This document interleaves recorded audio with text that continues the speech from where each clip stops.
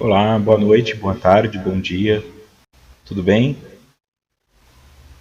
Como estão? Ainda estamos aqui, estou aqui em fase de testes, tá? Então o estudo ficou parado um tempo em razão de problemas técnicos. Os problemas técnicos ainda não foram totalmente resolvidos, então eu preciso aí que pelo menos se o José Aparecido tiver aí, me dê o feedback do som, porque o som ainda é um problema aqui, às vezes fica com eco, às vezes fica baixo e cada vez que eu arrumo uma coisa atrapalha a outra. Então eu gostaria que isso ficasse redondinho, porque é chato ter que ouvir um estudo com eco e com interrupções, mas eu também não dá para isso fora desse horário. Então, se eu puder contar com a ajuda de vocês, tem um eco ainda, né? Eu não sei como fazer para remover esse eco, mas eu também não sei. Se o José Aparecido tiver alguma orientação aí, né? Se o eco está insuportável, eu peço que vocês me avisem, senão também não adianta fazer o estudo só para eu assistir, né? Então, boa noite. Só que tá dando boa noite a Bia, Deolinda. Os sons têm eco, é.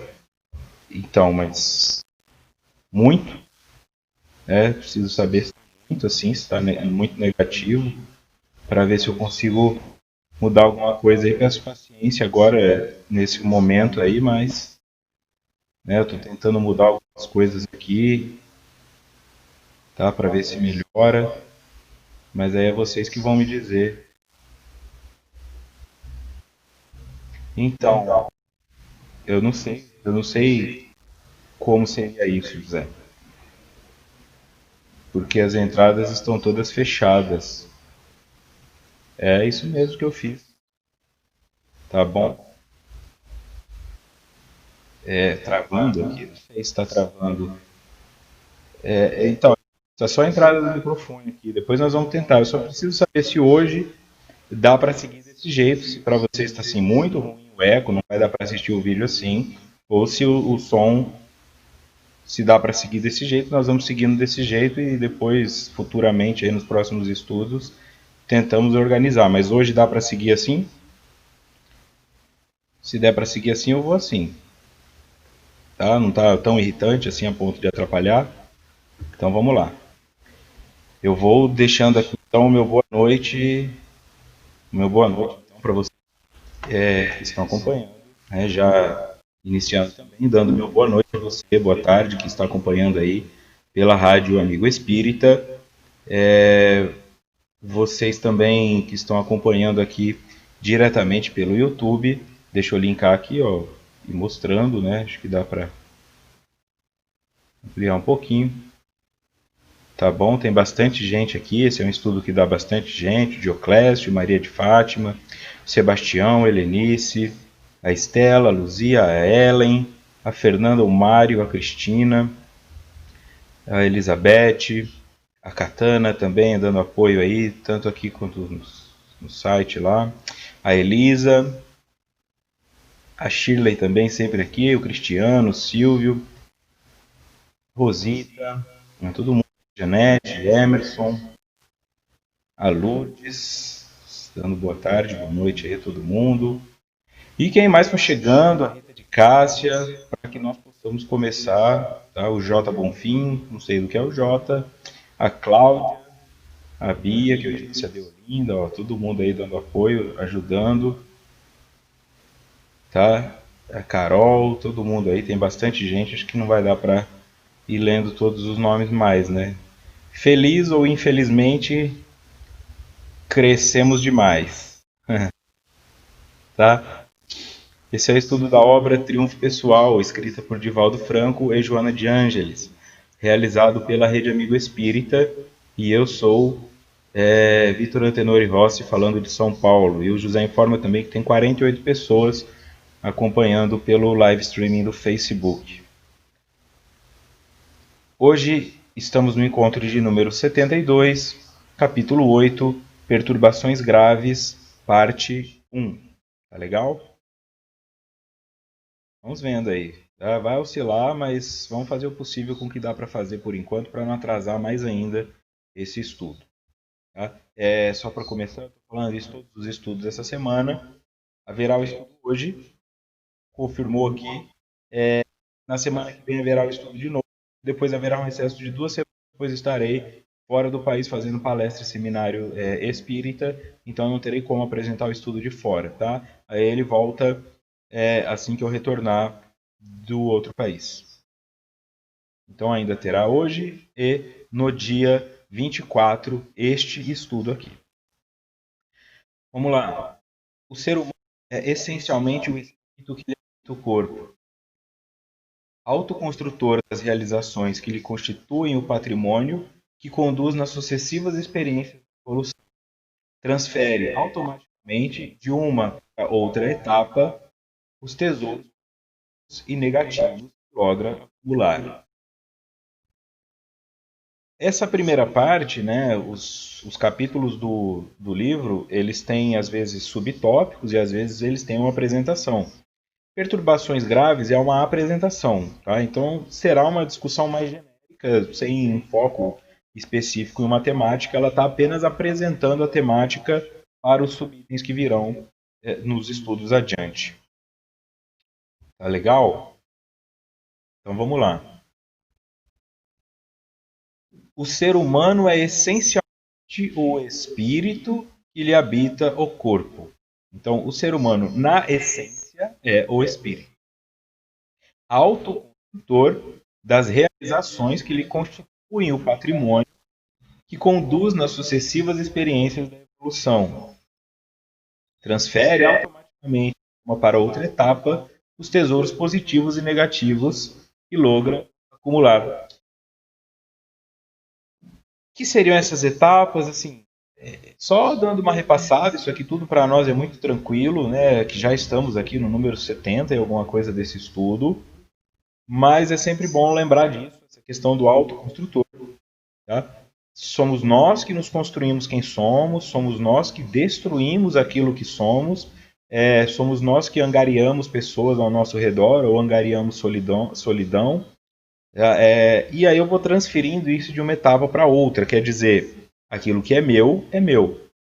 A maldade que eu fiz agora não deixará de me acometer pura e simplesmente porque eu desencarnei, porque eu mudei de religião, porque eu é muito difícil às vezes para o indivíduo fazer essas conexões. Fala, quando eu estou ali sendo ou não sendo espírita, isso faz sentido, mas aí se o indivíduo resolve falar, não, agora eu quero ser ateu e não acredito mais nisso. Então tudo que ele acreditava como espírito deixa de existir. Então, querendo ou não, existe uma regência do universo, e essa regência do universo nos dará aquilo que colhemos para bem ou para mal. Portanto, de uma existência para outra, eu vou herdando os meus vícios, eu vou herdando as minhas soluções, eu vou herdando as minhas virtudes, e tudo aquilo que eu construo agora poderá ser acessado lá na frente. Então eu sempre insisto, ninguém é velho demais para nada. Tá? Contanto que você tenha feito, lógico, né? Se você já está aí com 80 anos e a coluna toda travada, não dá para ir fazer um rapel. Mas eu falo para coisas que estejam dentro do seu limite. Ah, nunca lavei uma louça, dá tempo de aprender, não sei fazer isso, não sei fazer aquilo, dá tempo de aprender. Você talvez não domine a coisa com maestria, mas é um caminho. Tem muita gente que está ficando para trás, tá ficando distanciado da família, porque não quer tirar ali uma semana para aprender a mexer no celular, né? Ou hoje seriam os smartphones. Tá? Tudo bem que a pessoa olha aquele monte de aplicativo, mas ela não precisa usar um monte de aplicativo. Ela precisa apertar um botão para entrar no aplicativo e digitar para escrever para o sobrinho, neto, filho dela, para se manter comunicável com a família. E muitas pessoas acabam se fechando para isso e hoje ficam incomunicáveis, ainda querem ligar para as pessoas. As pessoas hoje já não atendem mais tanto o telefone que nem antes. As conversas são mais ali por aplicativos como o WhatsApp, por exemplo, né? Então cabe a você assim dizer, meus netos ligam, ninguém liga para mim, mas talvez você que esteja fechado com a tecnologia e não quer ver coisas novas e não quer aprender coisas novas. Então, em tudo que diz respeito à vida, existe aquilo que é básico, inicial, e existe aquilo que é avançado. Então, você não precisa ser expert no assunto, mas pelo menos conheça o básico para não ficar para trás, né? Vamos por assim dizer, para não ficar marginalizado, marginalizado. E aí isso serve para tudo. A pessoa fica, eu quero fazer yoga, mas eu tenho dificuldade. Tá bom, né? Mas você não precisa ficar no ponto de fazer o exercício ou o movimento onde você vai conseguir colocar o seu pé atrás da sua cabeça. Né? Não é só isso que ilumina a yoga. É a conexão, é a tranquilidade, é um pouco de alongamento. Então é sair dessa coisa de que não for para ser pegar o diploma e virar pé, coisa eu não vou fazer. Vá aprendendo um pouco de tudo e depois, na próxima encarnação, essas bases já estão ali e vai ficar mais fácil para você aprender o intermediário e o avançado.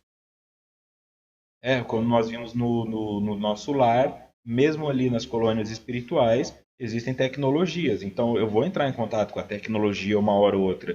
Não adianta achar que eu vou desencarnar e lá vai ter máquina de escrever, e lá vai ter telefone de ficar girando o disquinho e esperando o disquinho voltar. Não vai rolar, não. O espiritual está sempre avançado em relação ao material no que diz respeito a tecnologia. Então, se eu não sei usar as coisas que estão aqui no planeta Terra, eu vou ter dificuldade também de utilizar aquelas que estão no mundo espiritual. Eu tenho que crescer junto com o meu tempo dentro dos meus limites, mas nunca estagnando. Certo? Boa noite todo mundo aqui. Lucas Maís, Cristine, Mr. Centeno, Maria de Fátima, também aqui, João Hoffman. Saudações rosas. Seguindo. Não obstante, quando a gente faz razão, conhecendo o que deve fazer, pode, em relação ao que pode, mas não convém fazer, e ao que interessa, mas não pode realizar, não poucas vezes opta pelo prazer imediato, a prejuízo das realizações profundas que o devem assinalar durante todo o processo no qual se encontra mergulhado pela lei da evolução. Vocês que acompanham todos os estudos podem estar com a sensação de já ter visto isso antes, e viram realmente. Tá? Este estudo foi interrompido quando a internet não estava dando conta, mas nós já tínhamos seguido, acho que 25 minutos. Então, esses primeiros slides serão familiares por isso. Tá? Nós conseguimos, mas toda hora eu tinha que ficar parando para perguntar feedback. Então, aquele estudo foi deletado, mas se você estava aqui naquele dia, vai ter essa sensação. O Edson dizendo aqui que sempre quis tocar guitarra. É isso, o Edson é um exemplo aqui. O Edson quer tocar guitarra. Para ele tocar guitarra, primeiro ele vai ter que ter noção de notas, ele vai ter que desenvolver a habilidade, né? Aquele alongamento dos dedos, que os dedos são travados de quem não toca, o dedinho tem que chegar mais longe. Então talvez ele não consiga tocar guitarra ou ele consiga, mas ele pode treinar um violão, ele pode pelo menos aprender as notas musicais, e isso não vai se perder. Tá? E lá na frente vai ficar mais fácil aprender a tocar a guitarra. Tá? É essa coisa de buscar sempre, né? Não obstante, quando atinge a fase da razão, conhecendo o que deve fazer, pode, em relação ao que pode, mas não convém fazer, e ao que interessa, mas não pode realizar. Não poucas vezes opta pelo prazer imediato, a prejuízo das relações profundas que o devem assinalar durante todo o processo no qual se encontra mergulhado pela lei da evolução. Fase da razão. Tá? A partir do momento que eu chego na fase da razão e eu começo a pensar sobre as coisas, eu começo a refletir sobre as coisas, a fase da razão é a evolução do espírito. Não é assim, eu vou chegar na fase da razão com 25 anos de idade. Não, nós já estamos, já passamos a fase do começo, já tivemos positivismo, iluminismo e várias outras teorias que nos trouxeram assim, não, vamos focar na razão. Tá? Então, quando nós, essa geração secular, que vem assim de 200, 300, 500 anos, onde a razão tem um foco maior, nós temos condições de saber o que é bom e o que não é bom. Tá? O que pode e o que não pode. O que auxilia e o que não auxilia. Né? Então, hoje eu estava vendo, por exemplo, uma propaganda governamental, né? Porque quem faz essas regulações é o governo, é o Estado. Estava lá, por lei, o novo valor mínimo para o cigarro é R$ 4. Abaixo disso é ilegal. Quem e está escrito assim: quem poderá garantir a qualidade do produto? Então vejam bem, o governo ele taxa o cigarro porque ele quer desestimular as pessoas a fumarem, coloca que o mínimo vai ser R$ 4, esses cigarros bem ruins vão custar R$ 4 no mínimo, e que se for abaixo disso, eles não podem garantir a qualidade. Como assim garantir a qualidade do cigarro?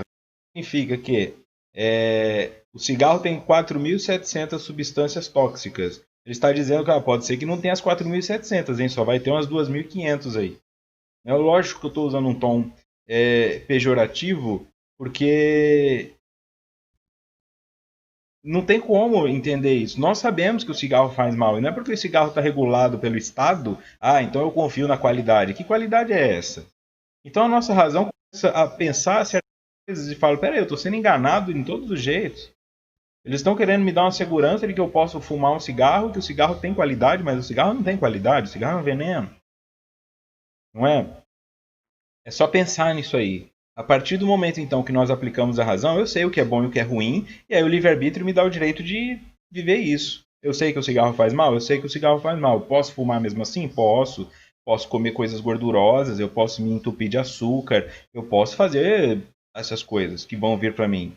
Mas Joana está colocando aqui que a partir do momento que eu tenho essas noções, né, que eu estou apto a tomar decisões baseado em conhecimentos, que eu não estou sendo iludido ou nem pelo Estado, ou nem pelas empresas, ou nem por um amigo, eu tenho que decidir se eu vou ir em direção às realizações profundas, porque eu estou mergulhado na lei da evolução, ou se eu vou ficar ali fazendo o que não devo, fazendo o que posso, mas não quero, fazendo isso ou aquilo. Tá? É muito mais essa questão mesmo de perceber-se neste local, né, neste momento do universo. Tá? Evitar aqui o prejuízo das realizações profundas, que o devem assinalar durante todo o processo no qual se encontra mergulhado na lei da evolução. Deve assinalar. Então a reflexão é assim: as coisas que eu estou estudando são profundas, ou seja, elas vão lá na essência, como ela disse no primeiro slide, a essência é o espírito, ou elas são superficiais? Né? A coisa mais importante que eu fiz nessa existência foi uma plástica. Foi comprar uma roupa de marca, né? Foi comprar um carrão. Quais foram realmente as minhas realizações como ser no mundo? Então vejam bem, novamente, eu não tenho problema com a pessoa ser pobre, eu não tenho problema com a pessoa ser rica, eu não tenho problema com a pessoa ser nada, porque a pessoa é um problema da pessoa. Tá? A questão é viver em função disso. Viver em função daquilo que é superficial, que é raso, porque isso tudo fica. O convite à reflexão é: quais são as realizações profundas que estão ao meu alcance, e não confundir profundidade com questões messiânicas, não é para salvar o mundo, mas às vezes parar com um vício já é uma realização profunda. Olha, eu tinha um vício da ira, agora eu não fico mais bravo com as pessoas, uma realização profunda. Eu tinha um vício das substâncias químicas, e agora eu não preciso mais dessas substâncias, é uma realização profunda. Mas é te fazer um convite assim: até onde você está aprofundando a sua existência e até onde está simplesmente vendo-a passar. Agora pode não fazer diferença, mas lá na frente o teu espírito vai ficar chateado com essa negligência, com essa vista grossa que você está fazendo em uma ou outra área da sua vida, que já está aí na sua frente para resolver. Então faz aquilo, né? Resolve. Resolve, não é?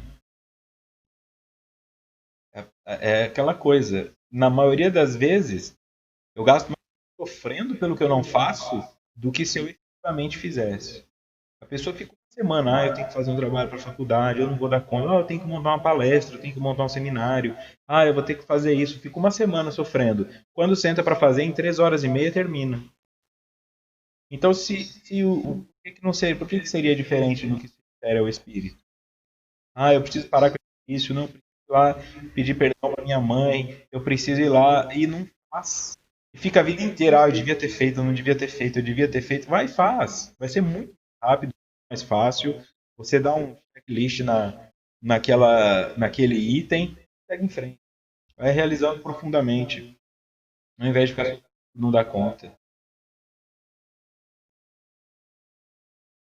A Katana disse que foi fumar faz 2 anos. É isso aí. Por isso devemos o bem e a saúde, João coloca. É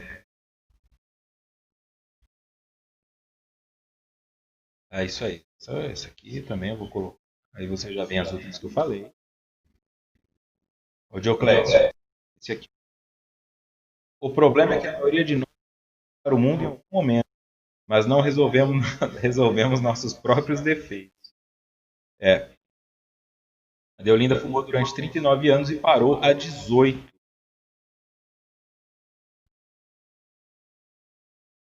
Certo? É exatamente isso, né? Isso que o Dioclésio falou aqui também. Eu quero salvar o mundo, mas eu não salvo nem a mim, né? Não resolvo nem a mim. Então, onde eu vou chegar desse jeito? Né? Em que ponto eu vou conseguir fazer a mudança? Exatamente isso. Tá? Exatamente isso. Até porque eu querido, então quando eu salvo a mim, eu salvo o mundo também, né? Ninguém, portanto, foge desses desafios que constituem para todos os humanos experiências que os projetam em patamares mais avançados.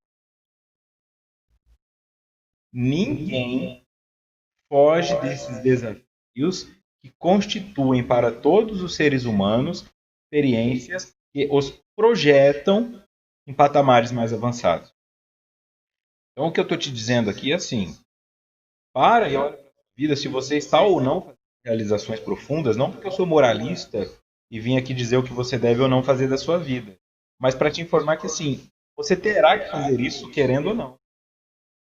Se você não fizer isso, você fica onde você está. E onde você está não é tão. Falta alguma coisa. Se não faltasse alguma coisa, você não estaria aqui me ouvindo. Se você assiste esse estudo, se você leu esse livro, se você se interessa, é porque ainda falta alguma coisa na sua vida. Então não está totalmente bom. Para que ficar aí então? Produz a mudança e a mudança projeta. Ou seja, a partir do momento que eu realizo coisas profundas, eu me projeto em patamares. Eu vou até lá, eu passo a ser aquilo.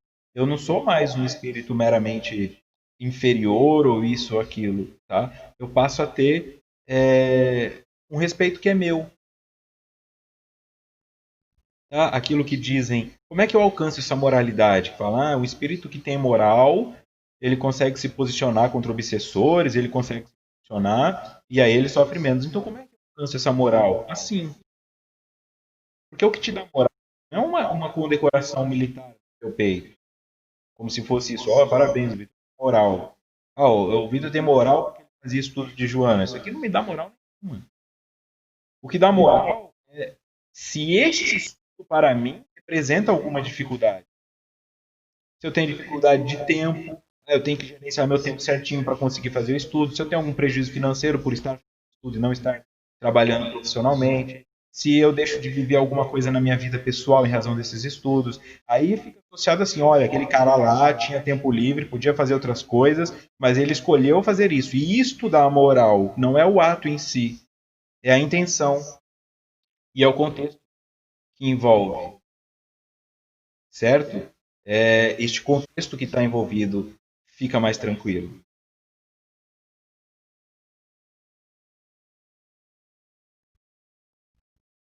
Hum, vamos ver. Deixa eu ver isso aqui. A Lourdes, ó. Ser experiências de muitas indecisões na vida. No futuro seremos mais determinados. Nada se resolve no hipotético. Nada se resolve no hipotético. Certo? Então, o que eu quero dizer? A partir do momento que eu compreendo esta posição, a partir do momento que eu entendo que eu estou vivendo muitas indecisões, eu apenas estou vivendo indecisões. O que vai fazer crescer é tomar decisões erradas. Mas a indecisão não me faz crescer. Ela me joga no campo neurótico. Eu só fico pensando no como poderia ser, o que eu deveria ter feito, e se. Quando eu tomo uma decisão, tem um dado concreto que me mostra que eu errei, que pode ser analisado. A partir de gerar experiência para que eu não erre daquela mesma forma, aí eu cresço. Certo?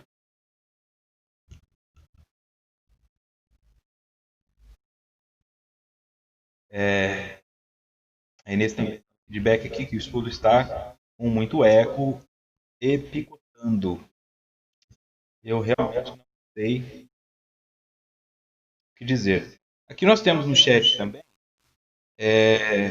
um indivíduo que apresenta-se como a procura da verdade e diz que não acredita mais na doutrina kardecista porque a doutrina está feita, mas respeita quem segue. Tá? Então, assim, acreditar ou não acreditar, assim, isso é uma coisa tão, tanto faz, né? Se você acredita ou não acredita.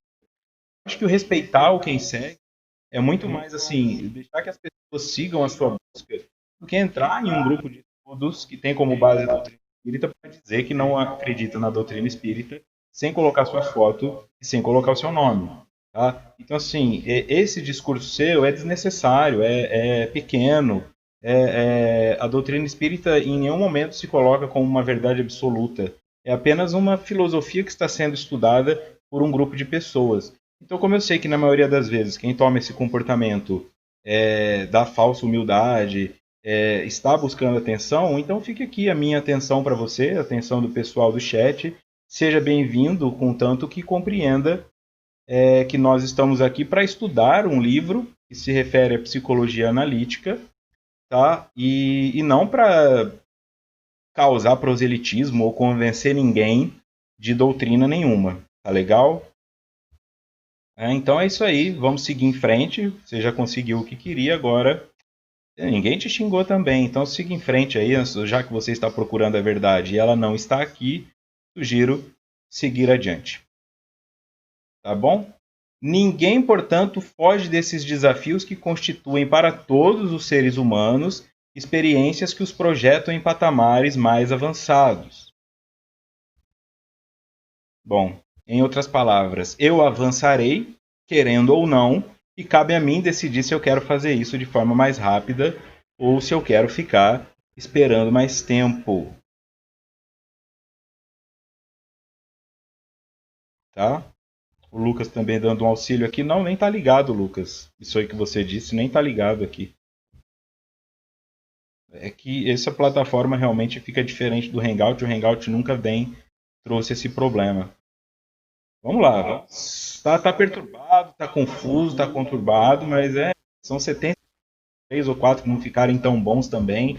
Não serei tão perfeccionista. Quem está aqui sabe que o que eu posso fazer no que se refere a sinal de internet e conexões é parte técnica mesmo. Nem sempre funciona o que a gente quer, né? Às vezes eu vejo na televisão essas empresas de carro importado chamando o carro para recall porque saiu com a peça quebrada. Imagina eu aqui transmitindo de casa, né, sem qualquer aparelhamento profissional. Naturalmente, não dá para querer esperar 100% de perfeição. Então eu agradeço vocês por ficarem mesmo com a baixa qualidade nesses momentos, porque é isso que vai fazer a diferença lá na frente. Superando lentamente os instintos agressivos, graças à conquista do raciocínio, aplica-se a ciência, a filosofia, a religião e a tecnologia, procurando respostas capazes de o instrumentar para o perfeito entendimento das ocorrências à sua vida e dos mecanismos que podem proporcionar-lhe felicidade, nem sempre com o êxito que gostaria de atingir. Né? Então, assim, já a ciência, agora assim, no prédio ao lado começou uma reforma, então vai ter barulho de marreta, vai ter barulho de serra, vai ter barulho de um monte de coisa. Vamos em frente, assim. Quem ficar até o final é herói. E isso pode durar semanas, tá? Porque o prédio é grande. Superando lentamente os instintos agressivos, graças à conquista do raciocínio. Tá? Então, um uma das consequências de alcançar essa capacidade de raciocinar é justamente que nós vamos superando os instintos agressivos. Porque o instinto agressivo não raciocina. O instinto agressivo, ele simplesmente agride. E agride porque sente-se agredido. Tá? É muito mais uma questão nesse sentido. Se eu supero o instinto agressivo pelo raciocínio, é porque começo a pensar, não, peraí, eu não quero dar um soco no rosto de uma pessoa, porque se for no meu vai doer. Não quero gritar com uma criança, porque mesmo eu sendo adulto, quando gritam comigo já dói. Então o raciocínio vai me permitindo, e lentamente, ir vencendo esses impulsos, não é? É isso aí. Aplica-se a ciência, a filosofia, a religião e a tecnologia de ser, procurando respostas capazes de o instrumentar para o perfeito entendimento das ocorrências à sua volta. Ou seja, se você faz qualquer coisa, a começar por esse estudo e tudo mais o que você faz, você está buscando se instrumentar para entender melhor as ocorrências que acontecem ao teu redor. Se você não faz isso, você vira doutor da lei. Ah, eu faço o estudo porque aí eu posso falar para as pessoas como elas devem agir. Ó, o Vitor falou no estudo tal. Ah, não, o Vitor falou no estudo tal. Não é para isso que tem os estudos nem do Vitor, nem de José Antônio, nem de Décio, nem de ninguém.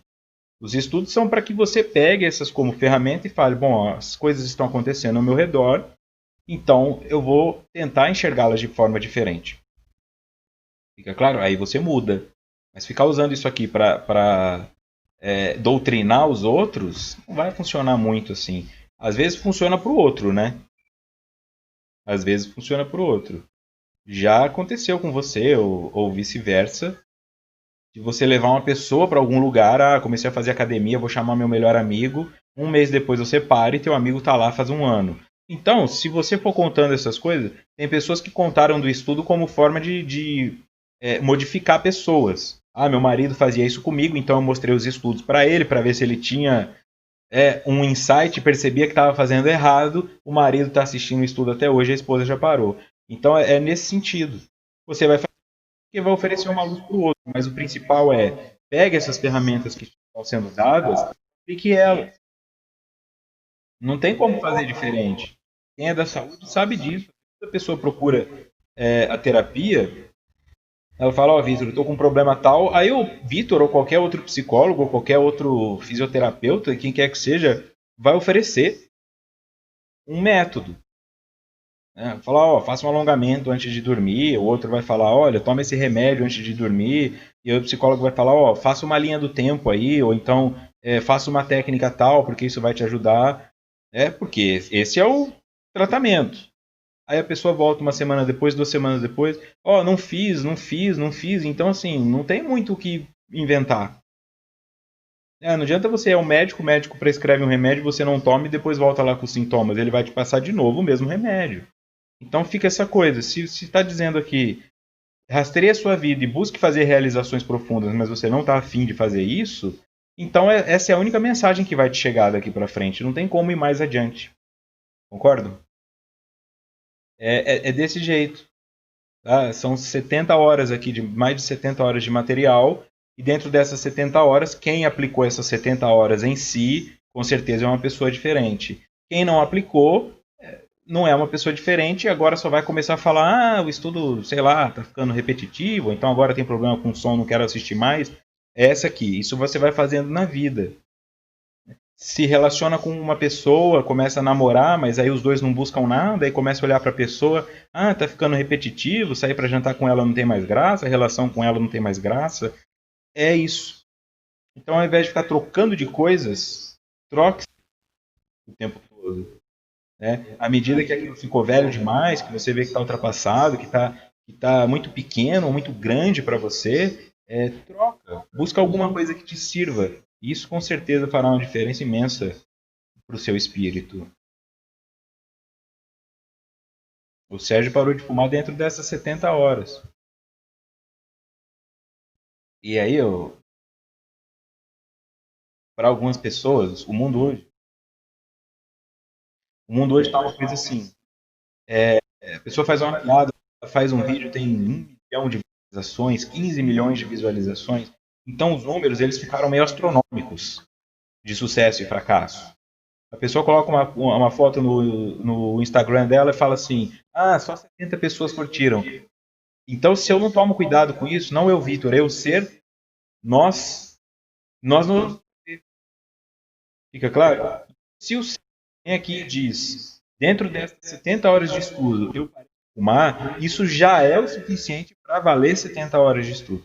Isso não é demagogia. Eu não posso ficar pensando, não, se 50 pessoas não pararem de fumar, o estudo não foi bom. É uma vida. Não importa o esforço que isso tivesse que gerar, tanto da parte de quem faz o estudo, quanto da dele de assistir, quanto da rede Amigo Espírita de oferecer o espaço, o importante é que haja mudança. Tá? Perceber essa modificação. E muitas outras coisas estão aparecendo aqui. Então, esse é o ponto principal, acredito eu. Né? Acredito eu, quando nós utilizamos o conhecimento para nos modificar, e não ficar dando aula para o outro.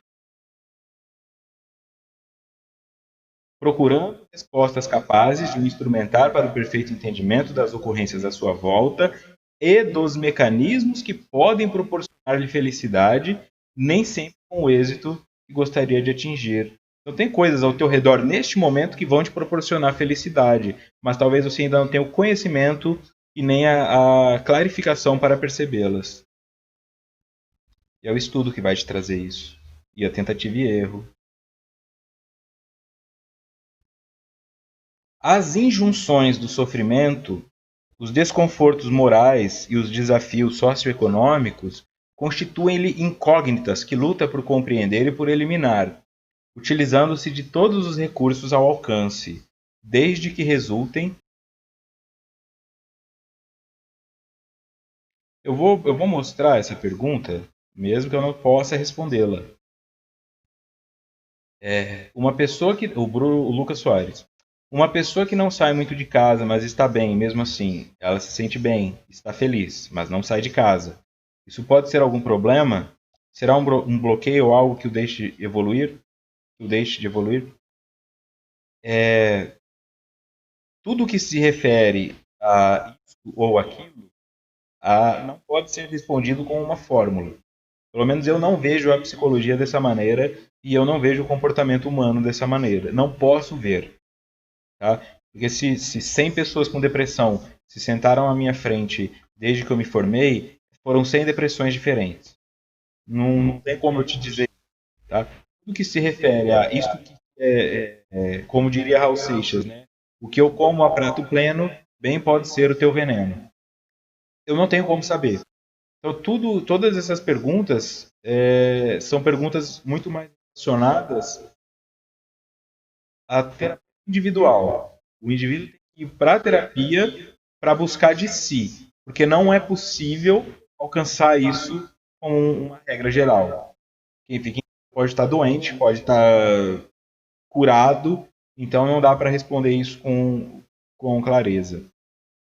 É o teu contexto que vai determinar se isso te adoece ou se isso te cura.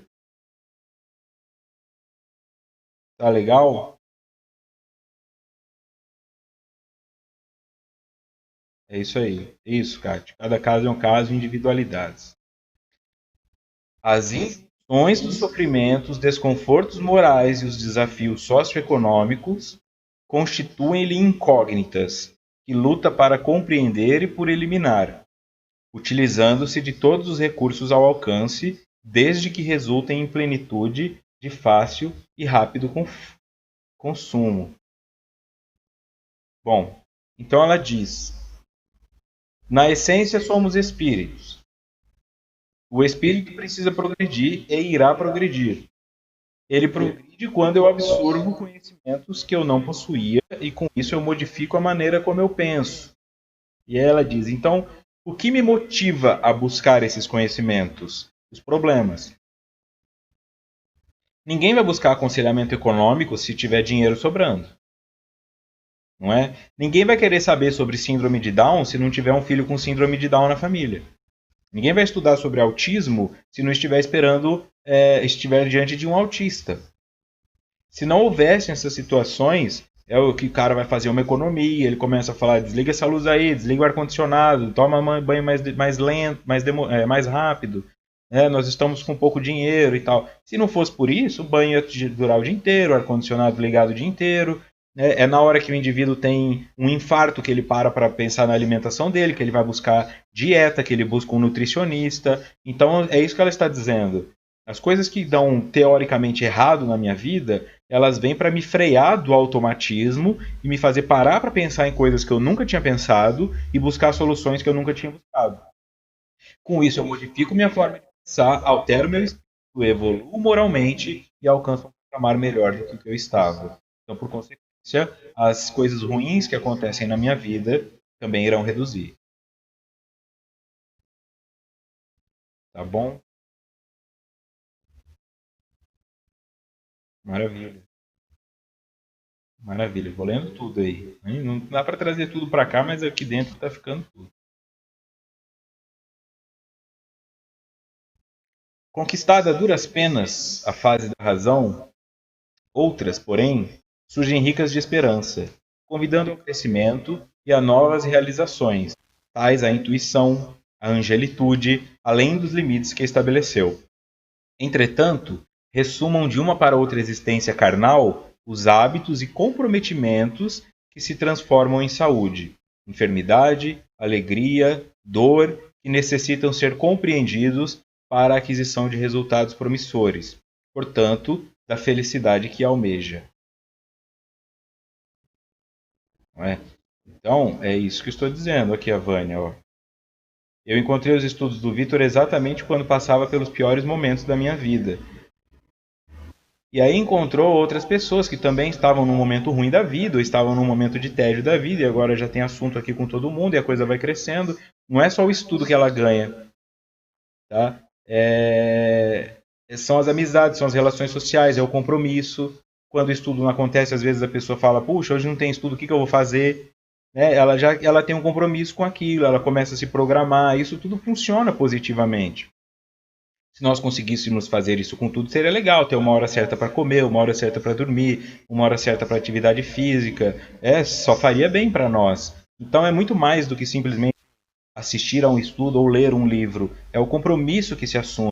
É aquela ideia de começar uma coisa e ir até o fim com ela, o que para muitas pessoas nunca aconteceu. Tem gente que nunca chegou ao fim de nada. E agora está aí, chegando no fim desse estudo, ou conseguindo chegar no fim de um livro, ou conseguindo assistir uma série da Netflix até o fim. É esse movimento que pode parecer indiferente, mas não é. Tá? Algumas pessoas têm vários diplomas porque nem sabem o que estão buscando, acabam buscando tudo. E outras pessoas têm vários boletos de inscrição porque se inscreveram tudo, mas não terminaram nada. O equilíbrio está no meio. Quando eu falo algumas coisas que realmente são importantes, mas estou presencialmente ali, vivendo aquilo, então eu tenho um certificado que me certifica. Na minha pós-graduação tinha gente que só dormia, tinha gente que aproveitava para fazer compra, porque vinha do interior, né, vinha para São Paulo, em vez de ficar na pós-graduação, se juntavam ali, de pessoas que se juntavam, os maridos em casa, vão aproveitar para dar uma volta, fazer compra, e ficaram com um certificado igual a quem dormiu na aula, igual a quem prestou atenção. Quer dizer, se você for colocar essas pessoas lado a lado, todas elas têm essa especialização, mas algumas não são especialistas, só tem o título. Tá? Então muita pessoa está lá com a parede cheia de diploma, mas frequentava uma aula, respondia a chamada e saía, mandava alguém assinar a lista, pagou alguém para fazer a monografia, o TCC, tudo isso que nós já conhecemos. Então é muito mais assim, assumir um compromisso e vivê-lo verdadeiramente, com altos e baixos, mas vivê-lo, do que assumir vários ou assumir nenhum.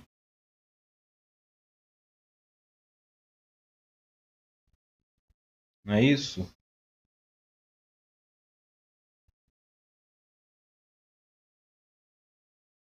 É maravilha. Disciplina é muito bom, Miriam, também acho.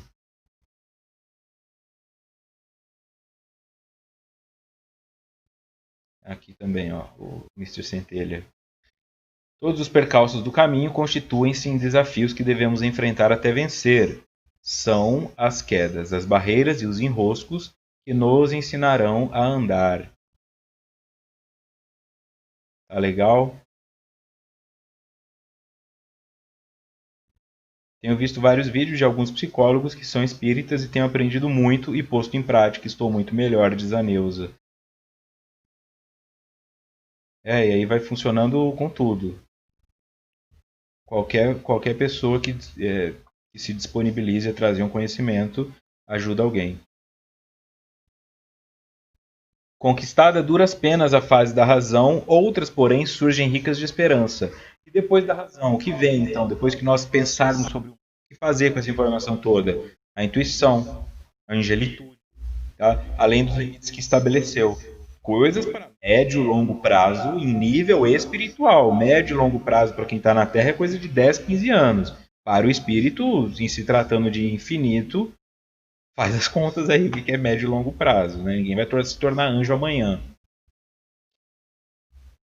Entretanto, ressumam de uma para outra existência carnal os hábitos e comprometimentos que se transformam em saúde, enfermidade, alegria, dor, que necessitam ser compreendidos para a aquisição de resultados promissores, portanto, da felicidade que almeja. Então, se eu estou doente, se eu estou saudável, de onde veio isso? Da existência do dor. E de onde virá a minha doença e minha saúde futura? Dessa. Eu preciso compreender. Quero ser feliz. Posso ser feliz com o câncer? Pode ser feliz com o câncer. Mas não é melhor ser feliz sem o câncer? Você pode ser feliz. Tá? Mas se isso está aí, por que pensar sobre isso? Por que não entender? Né? Por que não ir além da químio, da radioterapia? Por que não fazer uma conexão simbólica com isso? Por que não ressignificar hábitos? Aí você tem uma probabilidade maior, inclusive, de não ter a metástase, né? Do que em comparação a uma pessoa que só faz realmente o tratamento químico. Nessa paisagem emocional, as perturbações têm predomínio, em razão dos descontroles e da própria agressividade que deve ser transformada em ação responsável, em vez da insistência na violência e na perversidade que remanescem no convívio pessoal e coletivo, nos quais se encontra mergulhado.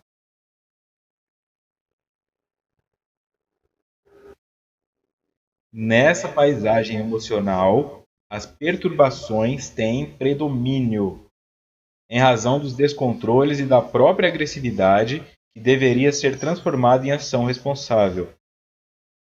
Já falei aqui, repito, a agressividade não é ruim. A agressividade mal canalizada gera violência. A agressividade bem canalizada gera empreendedorismo, em todos os níveis. Tá? Fazer um curso é um empreendedorismo, você está empreendendo em você. Fazer uma caminhada é um empreendedorismo, indo para o sentido comercial da coisa, mas no sentido de empreender. Isso é agressividade. Eu preciso de agressividade para enfrentar um investidor, eu preciso de agressividade para conseguir vender meu produto, eu preciso de agressividade para conseguir uma palestra para 200 pessoas, preciso de agressividade para criar um filho no mundo de hoje, ir lá conversar com o professor e com o pai do aluno. É a agressividade que permite que realize isso. Então o convite dela é pegar essa agressividade e transformar isso em ação responsável. Porque o que não é ação responsável é ação irresponsável. Em vez da insistência na violência e na perversidade, remanesce no consciente pessoal e coletivo, nos quais se encontra mergulhado. E como eu saio desse inconsciente? Não sai, você está mergulhado no inconsciente. Você está mergulhado no inconsciente coletivo e no inconsciente pessoal. Está mergulhado aí, não tem jeito de sair daí. Então o que eu faço? Coloca aí coisas positivas. Tá? É só isso. Imagine que o teu inconsciente é um quartinho. E que toda vez que uma situação acontece na sua vida, a ferramenta que você precisa para resolvê-la está nesse quartinho. Né? Se nesse quartinho só tem ratoeira, serra elétrica, picareta, marreta, você pode ter muito mais chance de ser uma pessoa agressiva. Porque são materiais de construção e de destruição. Se aí dentro você coloca uma fonte fazendo um barulhinho d'água para dar uma relaxada, tem um tapete para fazer uma meditação, tem uma música mais tranquila, você tem como buscar isso e resolver a coisa de maneira mais pacífica. Então, como você modifica a maneira como o inconsciente te domina, é quando você coloca para o teu inconsciente coisas mais positivas. E tudo aquilo que você observa no mundo vai para o seu inconsciente. Então, se você fica assistindo só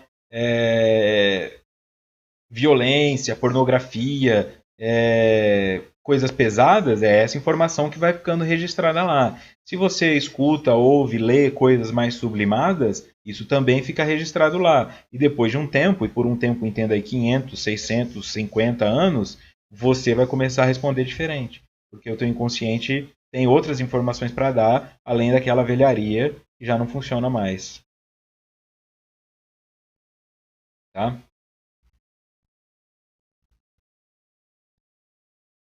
São remanescentes de momentos anteriores.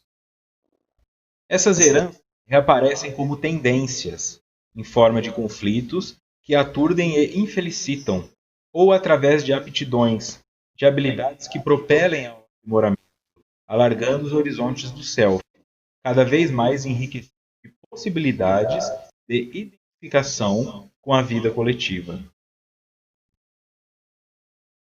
Não é?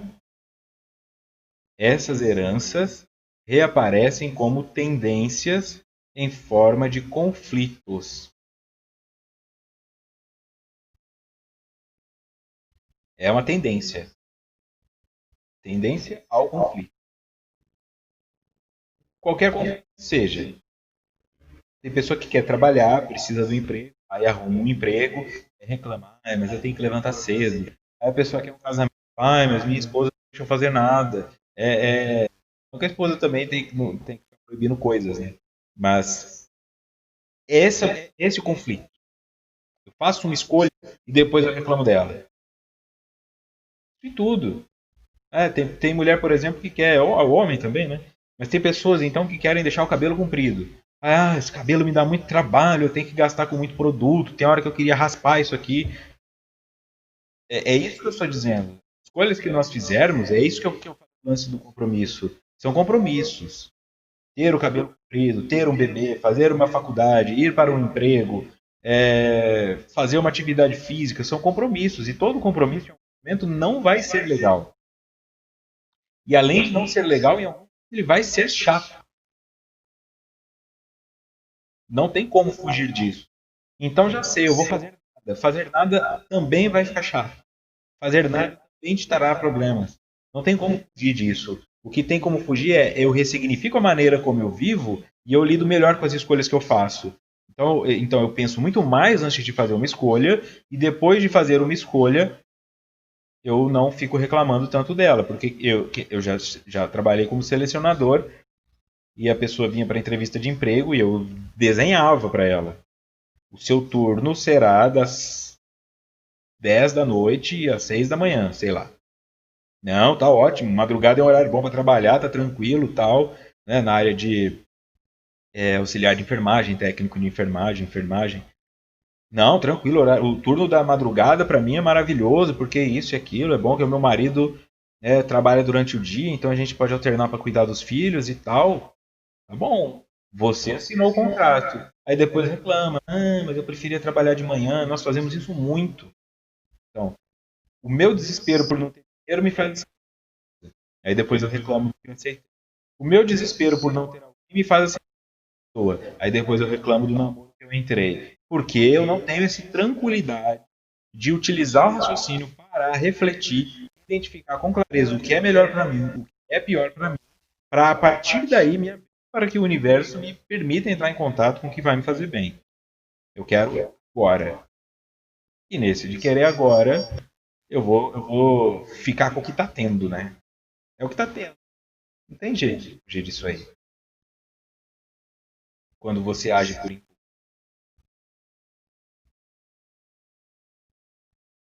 Maravilha. Em forma de conflitos que aturdem e felicitam, através de aptidões, de habilidades que propelem o aprimoramento, alargando os horizontes do self, cada vez mais enriquecido de possibilidades de identificação com a vida coletiva. Então, o que ela está dizendo é que tudo isso é positivo e vem para nos modificar, para nos tirar do estado da acomodação. Nós é que às vezes fazemos uma leitura de que não é bom.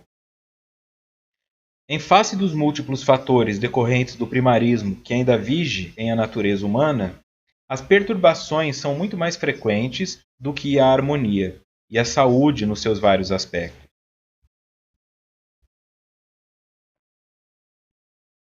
Em face dos múltiplos fatores decorrentes do primarismo que ainda vige em a natureza humana, na natureza humana, as perturbações são muito mais frequentes do que a harmonia e a saúde nos seus vários aspectos. Então, por que, que nós temos mais problemas do que soluções? Por que, que nós temos mais pessoas doentes do que saudáveis? Se é que temos. Talvez nós é que estejamos também focando muito nos que estão doentes e não percebendo os que estão saudáveis. Porque, como eu já disse, nós fazemos isso conosco. Estou com uma dor de cabeça, então eu estou doente, mas todo o resto do corpo está saudável, mas eu me torno a dor de cabeça. Essa dor de cabeça não me deixa fazer nada e tal. Então, se a minha dor de cabeça me atinge, meus braços não funcionam, minhas pernas não funcionam, eu não tenho desejo sexual, eu não tenho vontade de comer, eu não consigo dormir direito, não conseguindo dormir direito, eu disfunciono o meu organismo. Então, eu fico doente, eu me sinto doente, eu abraço a inutilidade que a dor de cabeça me traz. Mas fazendo esse pensamento aqui, analítico, a única doente em mim é a cabeça. O resto não está doente. São irradiações desse desconforto.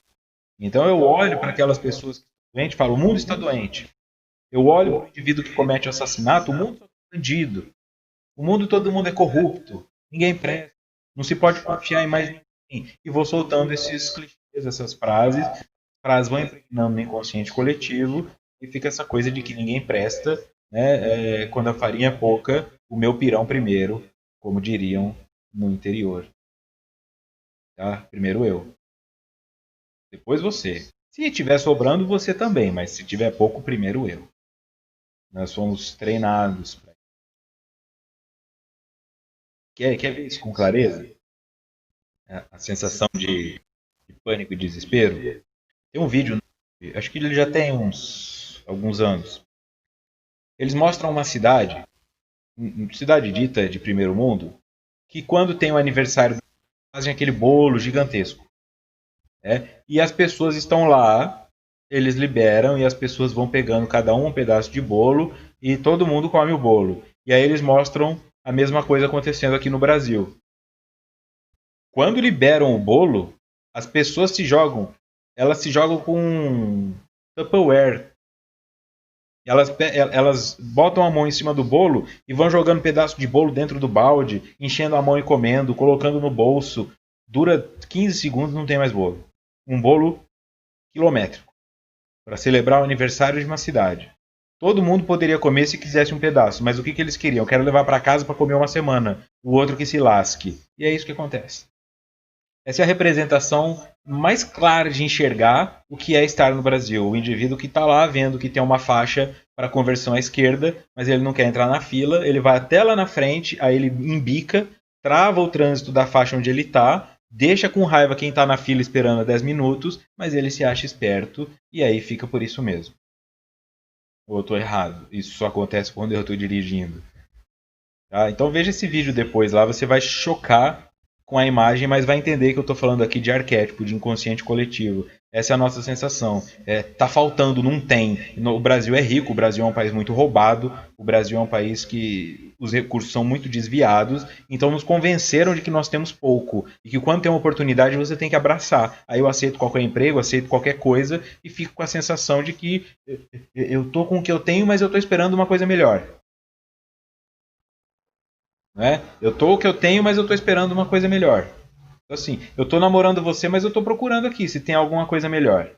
E é isso que movimenta muitas pessoas hoje no mundo. E como eu não fico andando pelo mundo, eu sou uma pessoa que mora no Brasil e mais precisamente agora em São Paulo, então eu também não posso ficar falando o que está acontecendo por aí.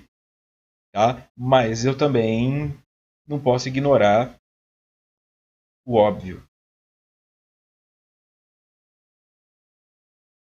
Energia pesada, é isso mesmo. É o coletivismo, né? Coletivismo.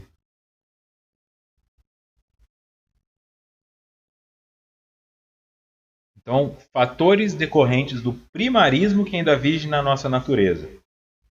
Por isso nós sofremos mais do que usufruímos.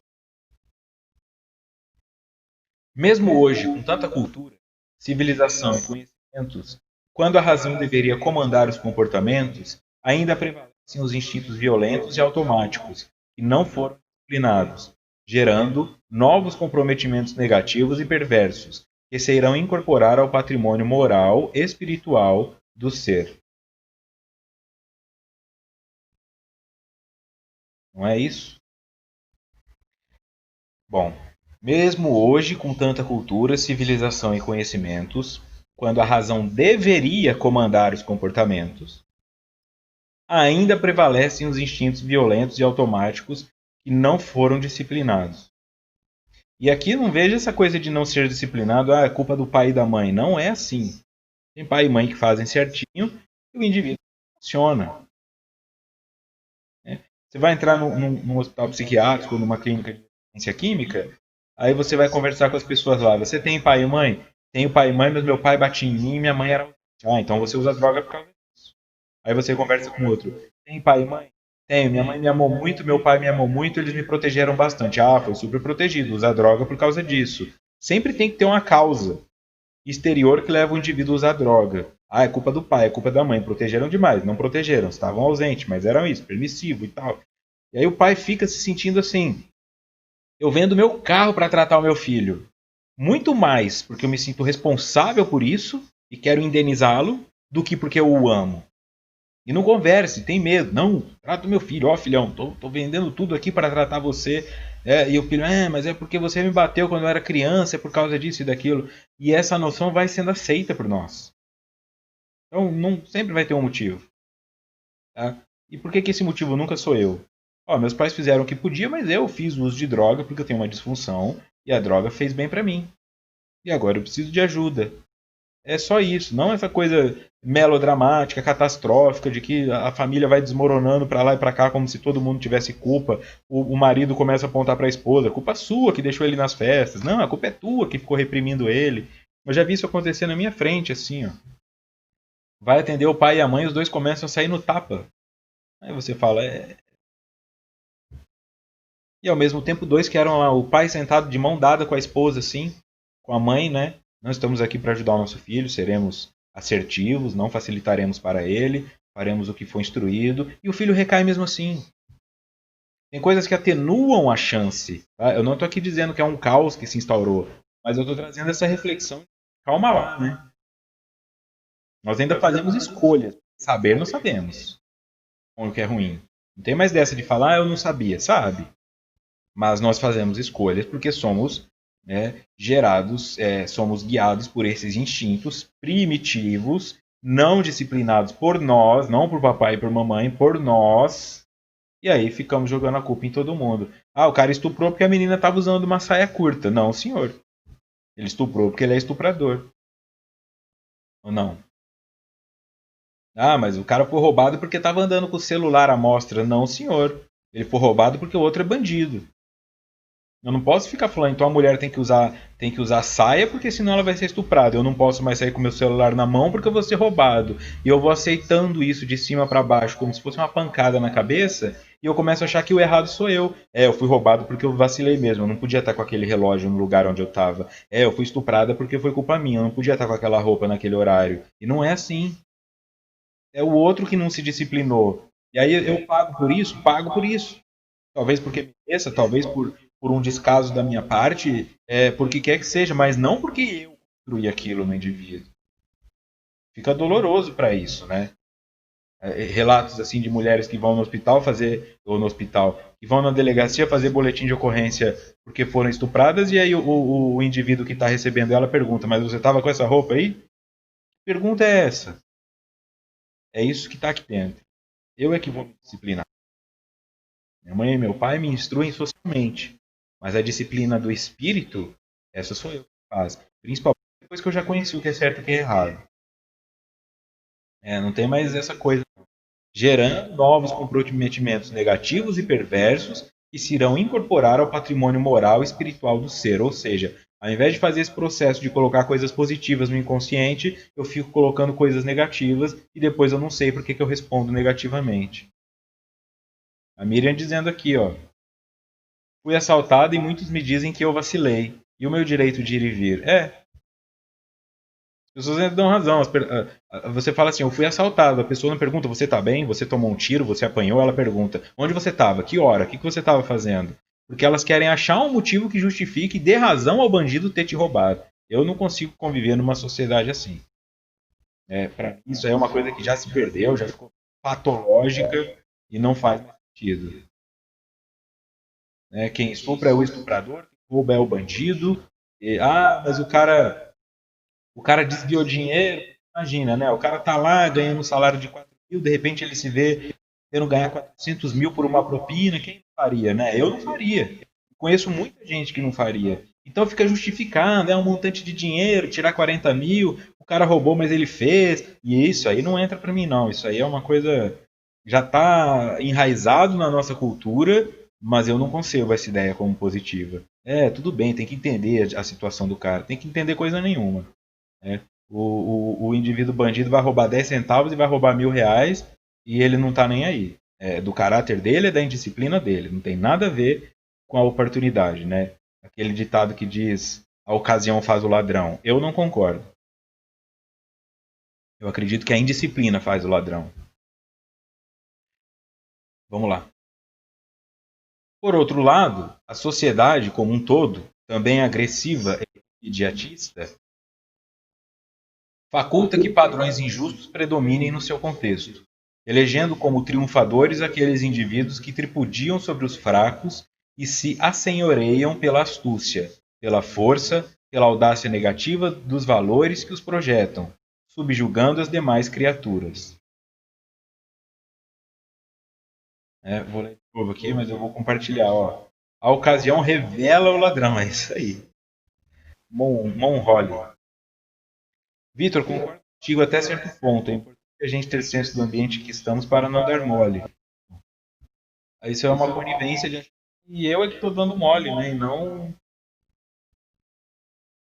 É isso aí, mas essa cultura já está aí, né? Não sabe o horário. E na verdade nós estamos cerceados, né? Quem tem casa tem que pôr cerca elétrica, tem que pôr trava, tem que pôr não sei o que. Quem tem carro tem que pôr arma, tem que isso e aquilo. Porque o outro tem o direito de me assaltar, mas eu não tenho o direito de pegar meu carro para dar uma volta 1h30 da manhã porque eu quero espairecer. Não, merecer. Até o seguro vai embaçar se tentar pedir que ele pague meu carro roubado a 1h30 porque eu falei que saí para espairecer. Por outro lado, a sociedade como um todo também é agressiva e imediatista, porque se ela é formada desses indivíduos que são agressivos e imediatistas, a sociedade é uma coisa exterior que se movimenta sozinha, ela é formada por pequenas células e estas pequenas células somos nós. Então a sociedade é ruim, eu estou contribuindo para que seja. Então é natural que uma sociedade composta de maioria de indivíduos agressivos e imediatistas seja uma sociedade agressiva e imediatista. Faculta que padrões injustos predominem no seu contexto, elegendo como triunfadores aqueles indivíduos que podiam sobre os fracos e se assenhoreiam pela astúcia, pela força, pela audácia negativa dos valores que os projetam, subjugando as demais criaturas. Exatamente isso que foi falado aqui, ó. Então, quando eu digo que a Miriam vacilou e foi roubada, eu estou dizendo na mesma sentença, o bandido foi esperto. Ele é que sai como herói e ela sai como vilã. Ela que sai como algoz. Mas coitado, você também ficou aí mostrando esse celular para o menino, não tem. Ele roubou, mas é assim, vai funcionando, vai deixando, vai permitindo. Tá? Porque a sociedade então fica agressiva. Aí quando a pessoa vai buscar ajuda, mas também, ó, a menina ali foi estuprada, né? Abusaram dela. Mas também saía com todo mundo, estava sempre bêbado, uma hora ia acontecer isso mesmo. Peraí. né? Pera aí. Eu tenho que ter o direito, inclusive, de ficar bêbados, né? Mas essa noção é nossa, tá? Se você estiver andando na rua com a sua carteira na mão, você pode ter um bandido que rouba, que é aquele cara que saiu para roubar e ele está procurando alguém que vacilou. Aí ele rouba a minha carteira. Mas não é todo mundo que vai roubar. É este bandido. Porém, se eu estiver tirando a minha carteira do bolso e enquanto eu tiro ela cair R$ 20 no chão, qualquer pessoa ao meu redor pode pegar esse dinheiro. Mesmo que tenha visto que caiu. Porque o brasileiro tem uma noção assim: se está no chão ou se está no banco e ninguém está relando a mão, então é meu. É ou não é? Você senta num metrô, num ônibus e coloca o teu celular ao lado, a pessoa dá uma esticada na mão e pega. É meu. Não está aqui, não é meu. Então é a mesma coisa. A pessoa desmaia bêbada. Opa, esse corpo aqui não tem ninguém cuidando. É meu. Vou abusar dele. Opa, essa menina aqui não está com um namorado segurando a mão dela. Vou ficar a noite inteira chavecando ela. É esse o movimento. Parece que se não tiver alguém andando de mão dada, não é namorado. Oi, tudo bem? Queria falar com você. Não, meu namorado tá aqui. Mas que namorado é esse que não tá perto de você? É desse tamanho a cabeça, 5 anos de idade. Não, meu namorado foi ao banheiro, né? Aí a pessoa chega ao lado, só fica dançando ali, não tá de mão dada. Mas não é namorado não, você não tá de mão dada. Entende essa noção? A sociedade foi criada para isso. Nós fomos entendendo isso, achado não é roubado. Ah, caiu no chão não é mais teu. Tá bêbado não é mais teu. Deu a noção não é mais teu. Nós vamos viver isso aí. Então o indivíduo sofre um acidente de moto, porque estava ali dirigindo errado, mas sofre um acidente de moto, cai no chão inconsciente, e aí já vem alguém, tira a carteira do cara do bolso, tira isso, tira aquilo. Cai um caminhão de Guaraná, as pessoas já vêm, pegam o Guaraná, tem foto aí na internet de menina tomando banho de Guaraná Antártica, porque um caminhão virou, pega a cerveja, cai um caminhão com animais, as pessoas pegam os animais, é isso. E nós achamos que é normal. Se caiu no chão é de quem pegar. Tá? E isso a mim. Então, se eu desmorono por depressão, emocionalmente, eu sou de quem pegar. Não é? Não tem pessoa que fala isso? Ah, a menina acabou de terminar o namoro, tá super fragilizada, agora é a hora de você ficar. Porque ela tá procurando alguém. Aí o cara chega, conversa. A menina tá fragilizada, tá machucada por dentro. Ou o indivíduo, o cara tá machucado por dentro. Aí vem uma pessoa falando o que ela quer ouvir, leva essa pessoa para a cama e depois chuta ela para deixá-la mais machucada ainda. E isso acontece o tempo todo. Com homem, com mulher, com adolescente, com idoso, com pessoas por causa de dinheiro, por poder, por beleza, pelo que quer que seja. Isso está arraigado. Nós somos responsáveis por começar a falar, não senhor. Então quando alguém disser para você, fui roubado, fui estuprado, fui enganado, não fica tentando tirar o mérito da pessoa. Ah, o meu sócio me roubou, mas você assinou o papel? Você deu motivo para isso? Não, só escute isso. O meu sócio me roubou. Aquele cara me estuprou. Aquela menina me bateu. Aquele cara pegou meu celular. E assim nós vamos ter uma sociedade que valoriza muito mais a vítima e cuida da vítima do que uma que fica dando a entender que foi malandro. Né? É uma opinião pessoal aqui, mas produz mudança. Então, no dia 24/5, faremos o capítulo 2, Perturbações Graves, parte 2. Né? Até lá, espero que a parte de som esteja resolvida. Não posso prometer, não posso prometer isso, mas vou fazer o possível para que isso aconteça, tá bom? Então eu agradeço a vocês pela participação, agradeço a vocês pela paciência e por ficarem aí até o final, apesar das falhas técnicas também, pelos feedbacks, tá legal? Eu vou fazer o possível para resolver, e você também está acompanhando pela rádio, eu sei que o som deve estar bem baixo aí, mas infelizmente hoje é o que deu para fazer, eu não quero ficar protelando cada vez mais esse estudo, tá legal? Então até amanhã. Desejo a todas e todas vocês uma ótima noite, boas reflexões, um bom descanso e deixo um grande abraço e um desejo de muita paz.